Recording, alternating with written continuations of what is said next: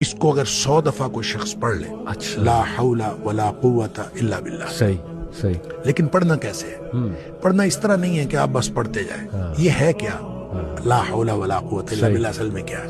हौल का माना भी कुव्वत है और कुव्वत का माना भी कुव्वत है। ला हौला वला कुव्वत, यूं कह लीजिए ना कोई इज्तिमाई ताकत, ना कोई इनफिरादी ताकत, इल्ला बिल्लाह, सिवाय अल्लाह के। या ना गुनाह छोड़ने की ताकत, ना नेकी करने की ताकत, सही। इल्ला बिल्लाह। यानी या तो एक को पॉजिटिव बना ले, एक को नेगेटिव बना ले, या एक को इज्तिमाई या एक को इनफिरादी। सही।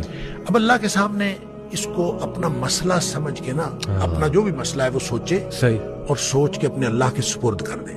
या अल्लाह, मेरी तो कोई ताकत नहीं, ना इनफिरादी ना इज्तिमाई, इल्ला बिल्लाह। हाँ, तू अता फरमाए ताकत तो हो सकती है।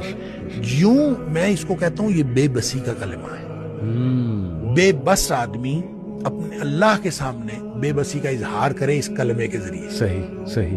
तो फिर ये नबी पाक सल्लल्लाहु अलैहि वसल्लम ने फरमाया, जिस शख्स ने कहा था ना मुझे वसवसे आते हैं, जी। आपने फरमाया ला हौल वला कुव्वता इल्ला बिल्लाह पढ़ा कर, तेरे वसवसे भी खत्म हो जाएंगे और इसके अलावा अल्लाह ताला तेरे 100 मसले हल कर देगा। वाह वाह। आप अंदाजा करें, एक शख्स के 100 मसले होते नहीं है।